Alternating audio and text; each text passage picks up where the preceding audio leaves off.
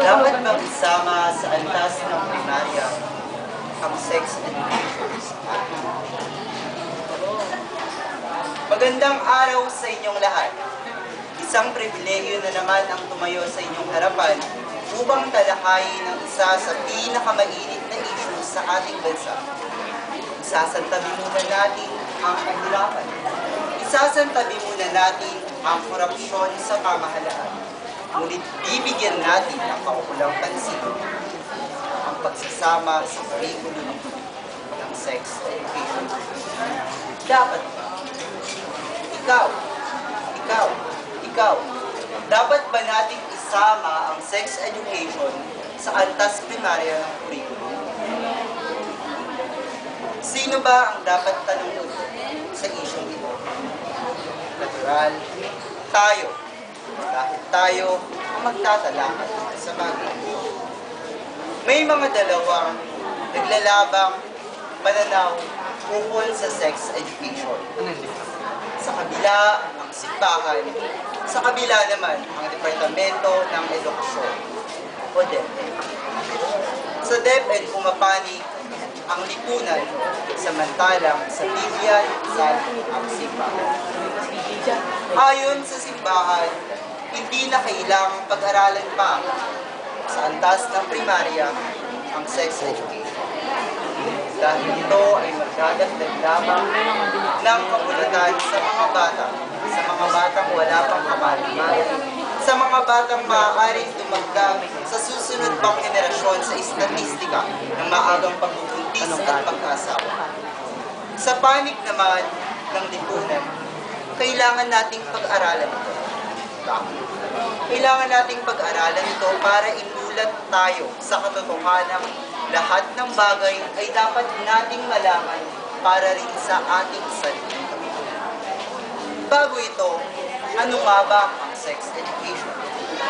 Pag ating tinagalog, simple lang, pag-aaral sa sex. Ngunit sa kultura ng Pilipino, ang pag-aaral sa sex ay tila isang komplikadong bagay. Kasi pinag-aaralan natin rito ang sensitibong parte ng babae at lalaki. Isang ideyang mariing tinututulan ng ating simbahan. May mga konkretong hakbang, merong mga bills, merong mga batas na ngayon ay nakabinbin pa rin dahil sa pag-aaway ng dalawang pananaw na ito. Sino ba ang dapat natin paniwalaan?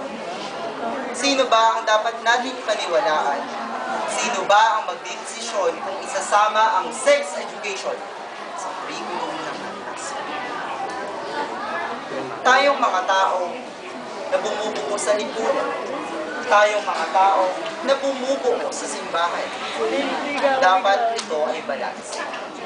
Ngunit hindi darating ang panahon na ito ay magiging ganun na lamang. Kailangan darating sa araw na tayo ay magdidesisyon para sa kapakanan ng simbahan. Hindi na natin yun dapat pag-aralan. Dahil kung ito ay pag-aaralan pa natin, maaaring isama ito sa kamulatan ng mga bata na magiging kabataan, maaaring mag-asawa. At base nga sa istatistika, lumolobo ang populasyon ng mga kabataang nag-aasawang wala pa naman sa kanilang plano sa buhay. Nadaragdagan ang kahirapan.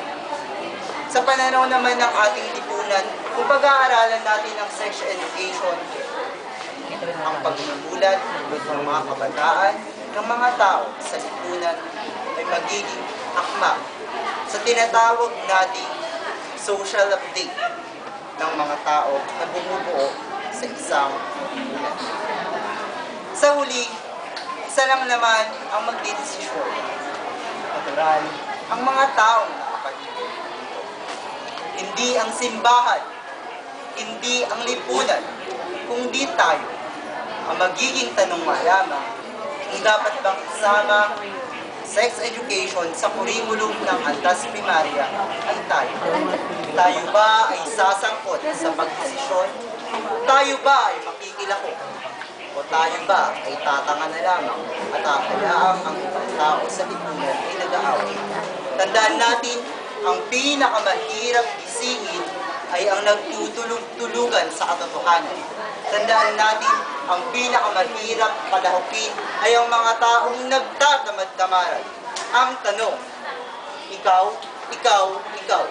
makikisangkot ka ba sa issue?